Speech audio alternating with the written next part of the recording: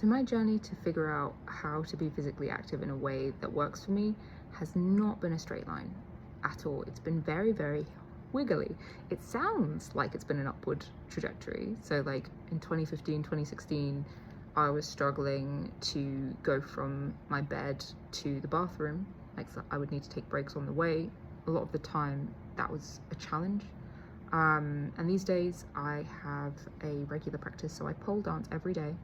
And I am technically a qualified pole dance instructor. So it sounds very different, and like it's been a straight line, but it has not. And the overarching thread has been making sure that I only do as much as my body says it wants me to do, and that I place no judgment on that. That has been like the most important thing throughout all of this.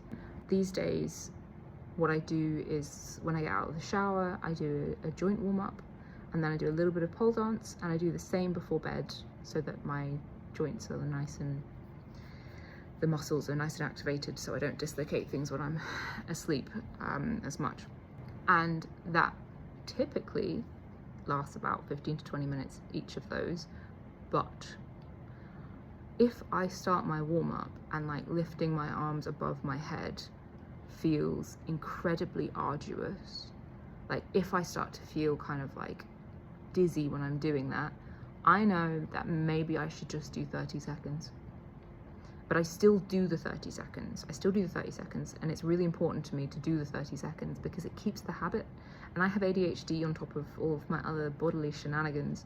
And so if I don't like really make sure that I have a habit in place, my brain will just delete that I'm supposed to do things, and my joints get worse if I don't build the muscle around them. So it's so important to me to do that 30 seconds and not to be annoyed with myself about it, just to be like, okay, that's what I can do today.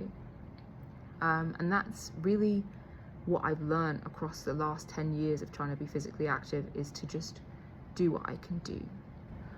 When I first started to pole dance, and that was about 3 years after the sort of most difficult part of my experience of disability, so in 2018, I found a pole instructor. My partner was taking pole class with somebody who they found out had this same joint condition as me, and I had previously not been able to do any kind of exercise class at all without like knocking myself out for like a week.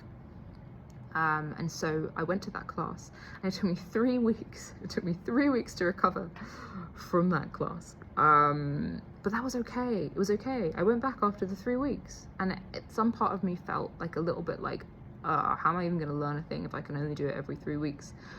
But I basically just decided not to listen to that part and to go back and do another class. And eventually I was able to do it every 2 weeks, and eventually every week, with stuff in between where like it sounds like it just all happens in a nice neat row, but there would be some times where I needed to take a bigger, or I could take a smaller gap.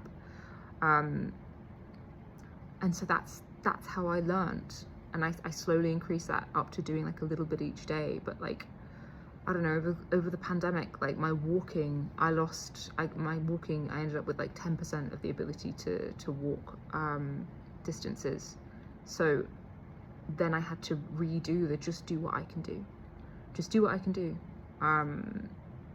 Yeah, that's how I do it. Just a little bit at a time, listening to my body, try not to be judgmental, and trying to have fun.